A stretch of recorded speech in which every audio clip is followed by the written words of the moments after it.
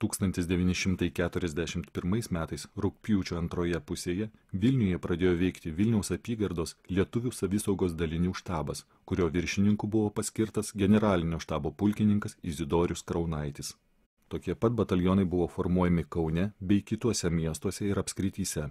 Kauno miesto ir apskrities karo komendantas, pulkininkas Jurgis Bobelis, Kaune paleido visus ginkluotus būrius ir 1941 metais, birželio 28 dieną, pradėjo organizuoti pirmąjį policijos batalioną.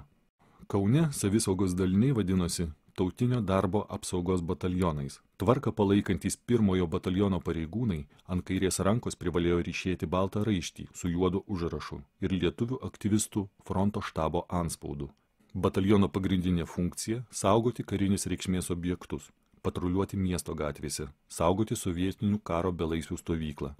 1941 metais, rugpjūčio 1 dieną, šiame batalione buvo 773 kariai, iš kurių 53 buvo karininkai, o 720 turėjo eilinių ir puskarininkių laipsnius. Deja, vokiečių saugumo ir policijos SD iniciatyva, čia aprašomo lietuvių bataliono 3 ir dalinai 1 kuopos, buvo įveltos į ne tik Lietuvos žydų, bet ir atvežtų iš Austrijos, Baltarusijos, Čekoslovakijos, Vokietijos žydų žudymą. SS ir policijos vado Lietuvoje spalio 29 dieną įsakymu visi lietuvių savisaugos daliniai apjungiami vieningam vadovavimui. Nuo lapkričio 3 dienos panaikintas savisaugos dalių vado institutas ir štabas pavadintas Lietuvių savisaugos dalinių inspektoriaus štabu. Lietuvių savisaugos dalinių inspekcijos štabo viršininku buvo paskirtas buvęs generalinio štabo pulkininkas Reklaitis.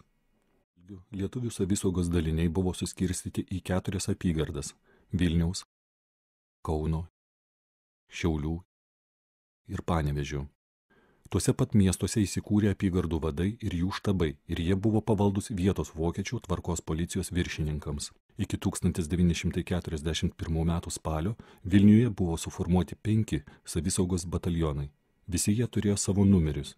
Iš minėtų 5 batalionų Vilniaus 2 savisaugos batalionas, susidedantis iš 500 vyrų, ir 3 batalionas, turintis 600 vyrų, buvo visiškai parengti ir laukė vokiečių įsakymo išvykti už Lietuvos ribų, vykdyti apsaugos ir kautynių funkcijų.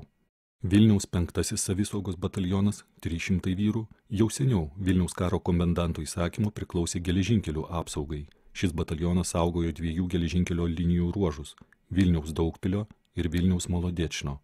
Tuo tarpu 1 batalionas beveik per visą karą vykdė policinės funkcijas Vilniaus mieste. Antrojo lietuvių apsaugos bataliono iškilmingos išleistuvės įvyko 41 metų lapkričio 4 dieną Vilniaus katedros aikštėje.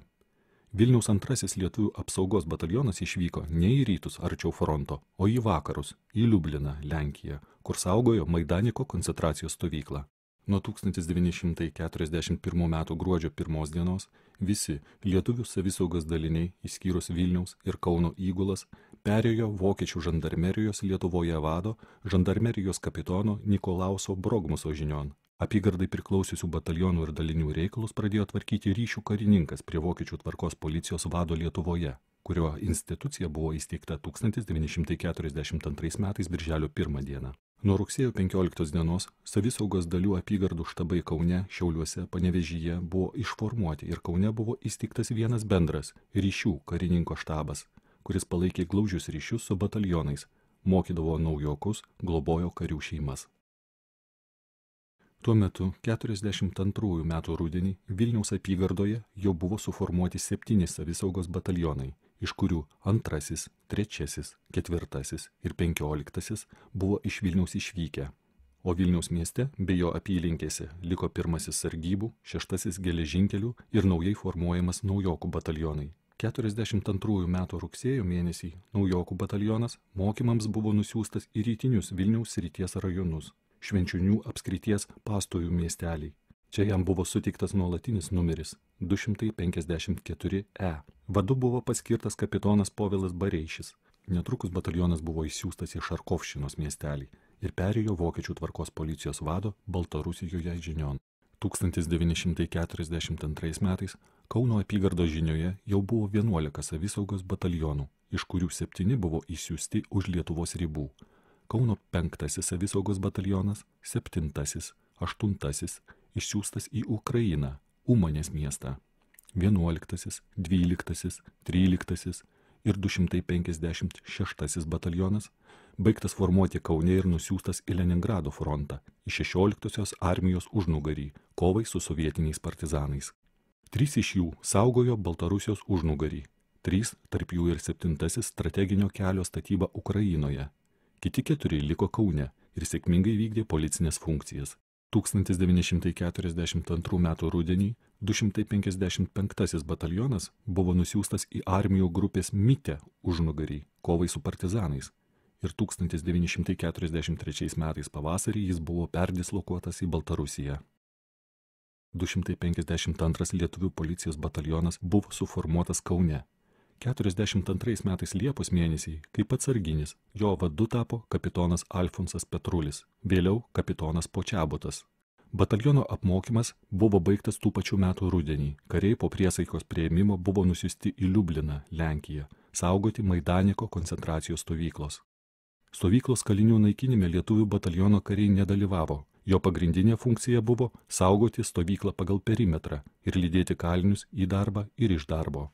Lietuvių policijos 13 batalionas galutinai buvo baigtas formuoti Kaune 1942 m. kovo 11 d. Netrukus batalionas, susidedantis iš 14 karininkų ir 368 karių, vadovaujamas kapitono Gasėno, buvo traukiniu nusiųstas į Leningrado frontą, į Pskovo rajoną, į vokiečių 16-osios armijos užnugarį, kovai su sovietiniais partizanais. Nelengva kario tarnybą šiame rajone bataliono kariai atliko iki 1944 m. birželio ir po to atsitraukė į Latvijos teritoriją. 1944 m. pabaigoje ir 1945 m. pradžioje batalionas saugojo Baltijos jūros pakrantę ir kapituliavo tik tai gegužės 9 dieną kartu su vokiečių Kuršių grupuote. Ypač dideliu aktyvumu pasižymėjo 1943 metais gegužės 15 dieną Kaune įsteigtas 253 lietuvių policijos batalionas. Jo pagrindinė funkcija – slopinti sovietų ir lenkų partizanų veiklą rytų Lietuvoje. Po trumpo apmokymo Prienų mokomajame centre batalionas buvo permestas į Vilniaus kraštą. Į kūriamo bataliono sudėtį buvo įjungta arti 200 nepavykusio įsteigti lietuvių SS legiono savanorių.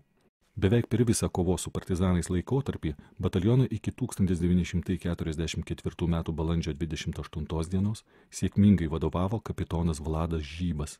1944 metais Liepos viduryje batalionas buvo perdislokuotas į Kauną, kur kartu su kitais keliais batalionais buvo reorganizuotas į 1 Lietuvos policijos pulką.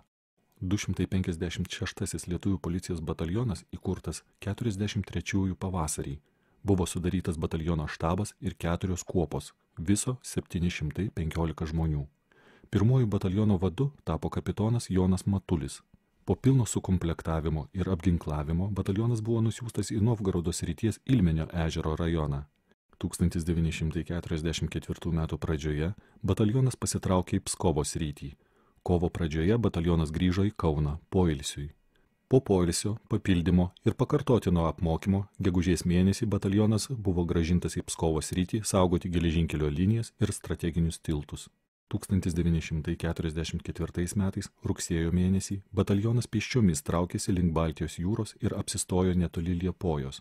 Užduotis – saugoti jūros pakrantę. 1945 metais kovo mėnesį batalionui vadovauti pradėjo majoras Ambraziūnas. Netrukus 256 batalionas atsidūrė fronto linijoje ir kovėsi su Raudonąja armija iki pat kapituliacijos gegužės 8 dienos. 1941 metais spalio 6 dieną Kauno 2 lietuvių pagalbinės policijos batalionas, sudarytas iš 2 kuopų vokiečių ir 2 kuopų lietuvių policininkų, vadovaujamas majoro Impulevičiaus, buvo išsiųstas į Baltarusiją, kovą su bolševikų armija ir bolševikų partizanais. Tų pačių metų spalio 28 dieną Kauno 2 lietuvių pagalbinės policijos batalionas pradėtas vadinti 2 apsaugos batalionu, o nuo 1942 metų vasario mėnesio 15 dienos 12 policijos batalionu.